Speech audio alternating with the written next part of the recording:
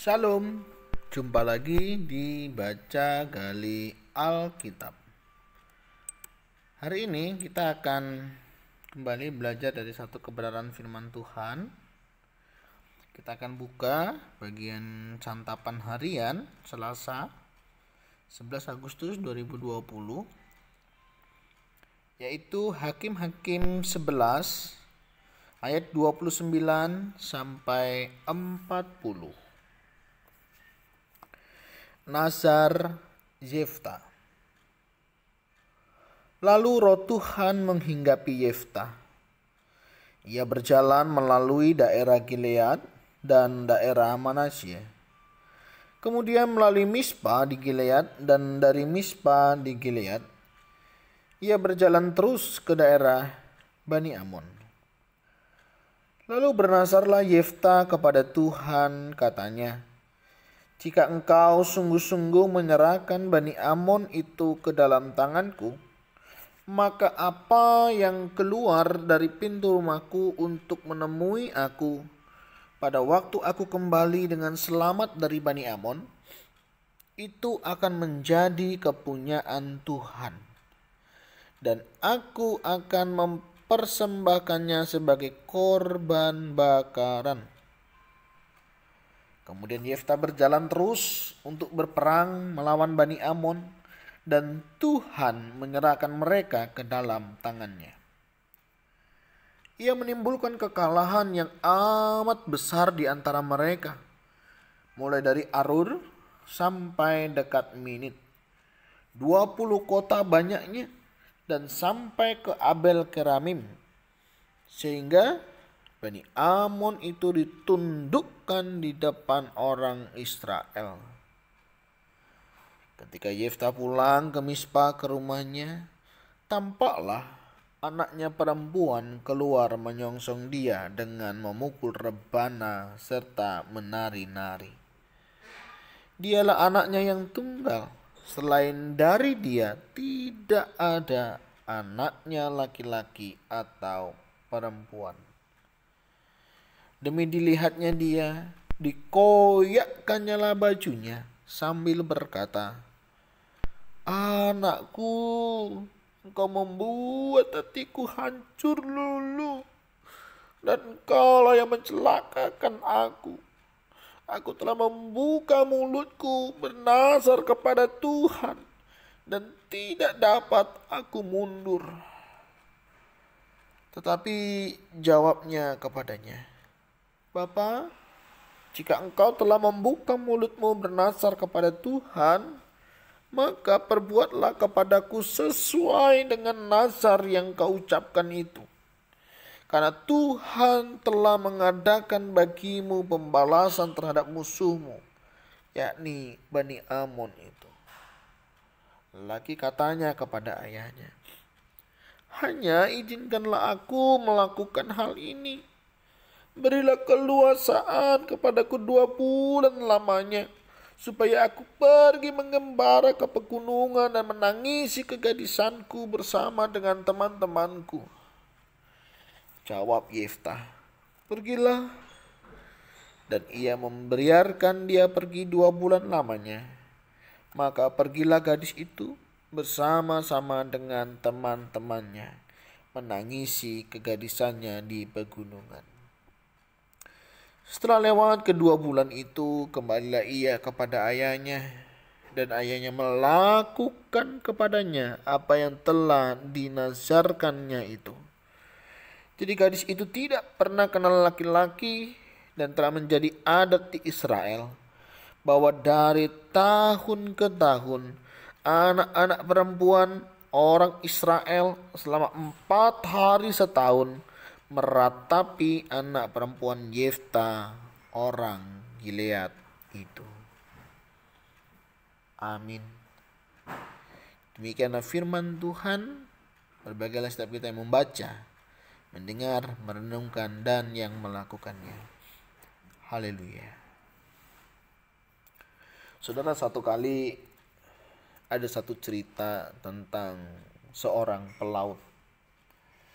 Jadi pelaut ini mengalami satu badai besar sekali Dan waktu saat badai besar terjadi, dia bilang sama Tuhan, Tuhan, kalau Engkau izinkan aku selamat sampai ke darat, maka seluruh hartaku akan kupersembahkan kepadamu.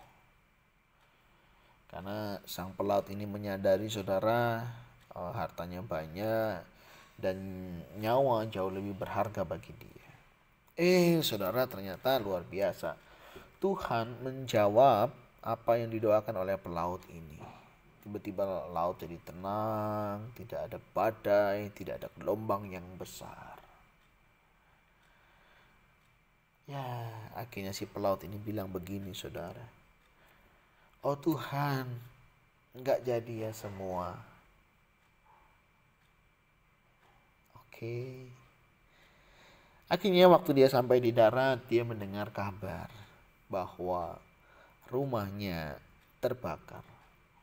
Dan dia bilang pada Tuhan, Tuhan, masalah di laut aja, jangan dibawa ke rumah-rumah. Saudara, tanpa sadar seringkali saat kita menghadapi pergumulan, tantangan hidup, sangat mudah sekali untuk kita itu berjanji kepada Tuhan, bernazar kepada Tuhan. Tuhan, kalau aku lolos, Tuhan, kalau aku berhasil, Tuhan, kalau aku akan lakukan ini, aku akan buat ini, aku akan lakukan ini. Dan ketika Tuhan mengizinkan itu terjadi pada diri kita, seperti lagu, saudara, kau yang berjanji, kau yang mengingkari. Saudara, kadang nggak sadar ya kita sama Tuhan mau mengingkari apa yang sudah kita janjikan.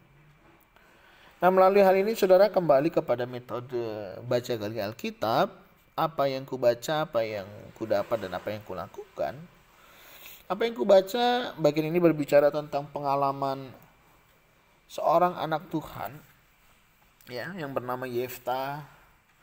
Bagaimana dia memiliki sebuah nazar jika dia diberikan kemenangan.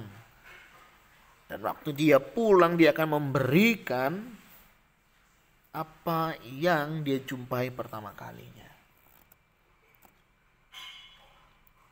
Dan ternyata benar, saudara, Yeftah mendapatkan kemenangan itu. Dan waktu dia pulang, dia tidak berharap, saudara, anaknya akan menyambut dia. Tetapi paling tidak mungkin di sana akan ada binatang, di sana akan ada sesuatu yang lain yang akan dia jumpai. Tapi ternyata, saudara, justru kehadiran dia, kedatangan dia disambut oleh anaknya. Anak semata wayangnya, anak yang dikasihinya, dan itu satu-satunya. Saudara, hancur sekali hati Yeftah. Tetapi dia ingat, saudara, akan nazarnya. Dia ingat akan janjinya. Dan dia tetap menepatinya. Saya teringat dengan peristiwa bagaimana Allah kita memberikan Tuhan Yesus untuk menebus kita. Anaknya, kematiannya, saudara, memberikan kehidupan bagi kita. Itu pengorbanan. Dan itu nazar yang Yeftah berikan. Apa yang ku dapat? Kalau saya berjanji kepada Tuhan, saya harus belajar menepatinya. Saya juga belajar tentang jangan mudah berjanji jika memang kita tidak bisa menepati. Jangan membuat janji saat kita bahagia. Dan jangan membuat keputusan saat kita marah. Hasilnya pasti tidak baik. Apa yang aku lakukan? Kalau aku ada janji, aku akan berusaha menyelesaikannya. Baik kepada Tuhan maupun kepada sesamaku. Yang kedua, apa yang akan aku lakukan?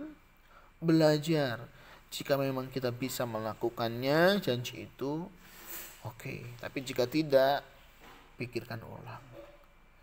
Sehingga kita tidak menjadi orang yang berjanji, tetapi kita juga yang mengingkari. Saya tidak tahu saudara, apa janji saudara kepada Tuhan hari ini yang belum dibayarkan. Jika memang saudara punya janji kepada Tuhan, segera lunasi. Karena saudara janji kepada Tuhan. Jika saudara punya janji kepada anggota keluarga, dengan saudara, atau dengan siapapun, segera selesaikan janji itu, supaya saudara tidak berhutang akan janji-janji itu.